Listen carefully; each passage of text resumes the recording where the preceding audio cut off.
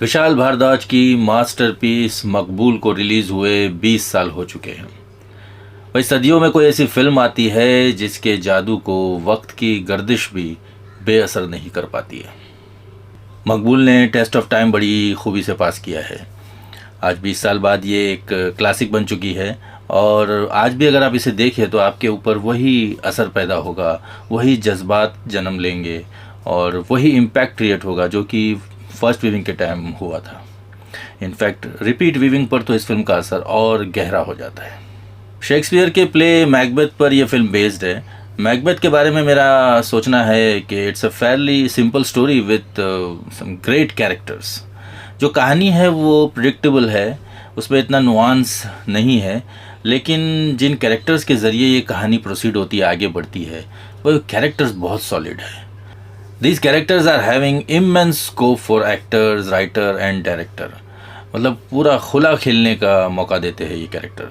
Shakespeare के characters की यही खासियत है, इतने रिलेटेबल होते हैं, इतने इंटरेस्टिंग होते हैं कि आप जितना चाहे उतना उनमें इम्प्रोवाइजेशन भी कर सकते हैं, जो चाहे उसमें वो रंग भर सकते हैं। जैसे शेक्सपियर के कैरेक्टर्स को अलग अलग कल्चर में, अलग अलग बैकग्राउंड में, अलग अलग सोशियो पॉलिटिकल रियलिटी में इंटरप्रेट किया जा सकता है, ऐसा किसी और राइटर के कैरेक्टर के साथ इतनी खूबी से और इतने मज़े से नहीं किया जा सकता है। विशाल इस बात को बखूबी समझे है और इसीलिए उनका पूरा जोर, पूरा ध्यान, पूरा फोकस कैरेक्टराइजेशन पर है। एक एक कैरेक्टर को उन्होंने एक स्किल्ड मूर्तिकार की तरह तराशा है बारीकी से। जो प्रिंसिपल कैरेक्टर है उन पर तो फोकस है, उनका ध्यान है, लेकिन जो छोटे मोटे कैरेक्टर है उन पर भी उतना ही ध्यान दिया है उन्होंने।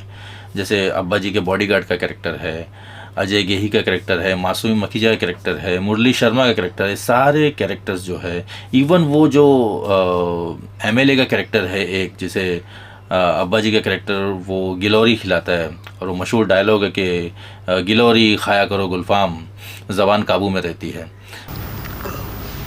जी नहीं, मैं पान नहीं खाता।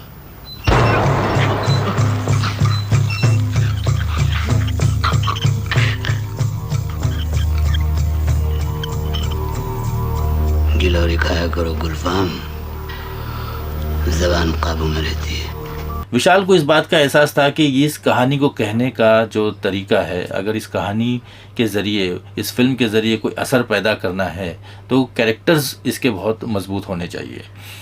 शेक्सपियर ने ऑलरेडी बहुत सॉलिड कैरेक्टर्स लिखे हैं और उसमें इम्प्रोवाइजेशन का ज़बरदस्त स्कोप रखा है, तो विशाल ने उस स्कोप को जो है पूरा यूटिलाइज़ किया है। एक एक कैरेक्टर जिंदा है, सांस ले रहा है और ऑडियंस के साथ सीधा एक कनेक्शन बना रहा है। अब ये सब नहीं हो पाता था अगर ऐसे एक्टर्स विशाल के पास नहीं होते। तो इस फिल्म की कास्टिंग के बारे में क्या कहे भाई, ऐसा लगता है टैलेंट का मेला लगा हुआ है। लीड रोल में इरफान खान को कास्ट करना ये विशाल भारद्वाज का मास्टर स्ट्रोक साबित हुआ है। हालांकि वो के मेनन और कमल हसन के बारे में सोच रहे थे, लेकिन कुदरत को कुछ और मंजूर था। फाइनली ये रोल उस एक्टर के पास गया, द मोस्ट डिज़र्विंग एक्टर। आज हम इरफान खान के अलावा किसी और को मकबूल तसव्वुर नहीं कर सकते। इरफान का जो इंटरनलाइजेशन है इस कैरेक्टर का, वो एक्टिंग के जो स्टूडेंट्स हैं उनके लिए टेक्स्ट बुक से कम नहीं है। इरफान जिस जिस सीन में बैकग्राउंड में खड़े हैं, खामोश खड़े हैं, वहाँ भी पूरी शिद्दत से वो ये एहसास दिला रहे हैं कि वो मकबूल है।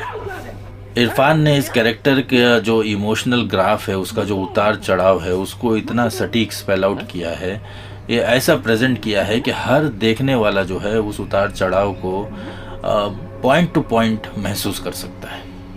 और इरफान की आंखें, भाई उस आंखों में आप मकबूल के अंदर के अंधेरे को महसूस कर सकते हो, उसके अंदर के खालीपन को महसूस कर सकते हो, उसके पछतावे को महसूस कर सकते हो। लेडी मैकबेथ के कैरेक्टर को तब्बू ने बहुत ही इंटेलिजेंटली प्ले किया है।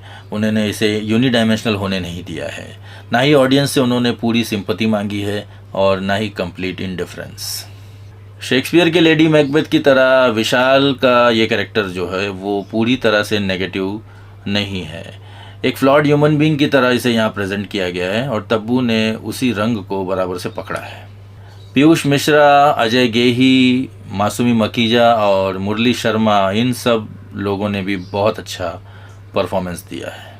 नसीरुद्दीन शाह और ओम पुरी को विचेस का कैरेक्टर दिया गया है। नसीर और ओम की मौजूदगी की वजह से विचेस के कैरेक्टर में जो मिथिकल क्वालिटी चाहिए थी वो आ पाई है। और अब बात करते हैं उस एक्टर की जिसने अपनी एक्टिंग की यहाँ दहशत जमाई, पंकज कपूर।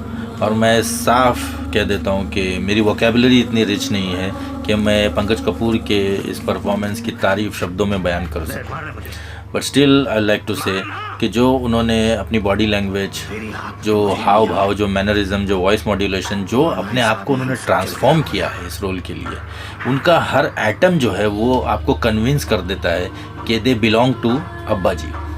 पहले ये रोल नसीर साहब करने वाले थे, लेकिन नसीर साहब ने जो विच का रोल है वो करने की इच्छा जताई और इस रोल के लिए पंकज साहब का नाम आगे किया। और आज हम अब्बा जी के कैरेक्टर में पंकज कपूर के अलावा किसी और को इमेजिन नहीं कर सकते। विशाल ने मकबूल के बाद भी कई अच्छी फिल्में बनाई, लेकिन जो इन्होंने मकबूल में अचीव किया, अकम्प्लिश किया, उसकी बात ही कुछ और है।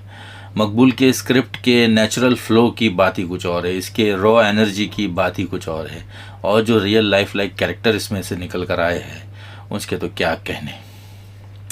सो thank you Vishal Bhardwaj for giving us this masterpiece.